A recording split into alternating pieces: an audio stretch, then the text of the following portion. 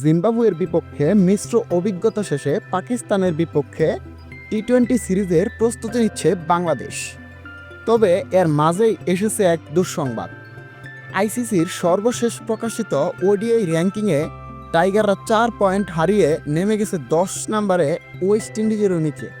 ২০২৭ সালের বিশ্বকাপে সরাসরি খেলতে হলে ওই ২০২৭ সালেই ৩১ মার্চের মধ্যেই সেরা ৮ নম্বরে থাকতে হবে বাংলাদেশকে।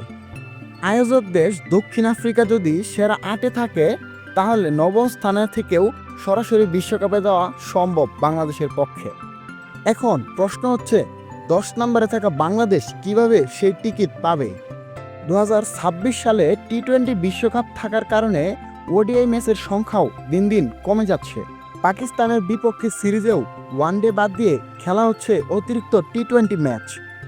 তবুও আইসিসির ভবিষ্যৎ সূচি এফটিপি অনুযায়ী ২০২৭ সালের মার্চের আগে টাইগারদের সামনে রয়েছে ২৯টি ওডিআই খেলার সুযোগ। এর মধ্যে ৮টি ম্যাচ থাকবে আয়ারল্যান্ড ও জিম্বাবুয়ের বিপক্ষে, আর বাকি ২১টি ম্যাচের প্রতিপক্ষ থাকবে পাকিস্তান, অস্ট্রেলিয়া, দক্ষিণ আফ্রিকা, শ্রীলঙ্কা, নিউজিল্যান্ড ও ওয়েস্ট ইন্ডিজ।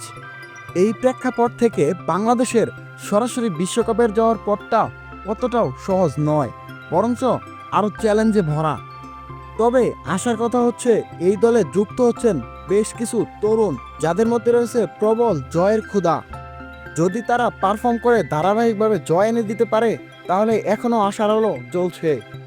আর যদি সেই ব্যর্থতার ধারাবাহিকতায় চলতে থাকে তাহলে বিশ্বকাপের মূল পর্বে যেতে হলে তাদের খেলতে হবে বাছাই পর্বের ম্যাচগুলো।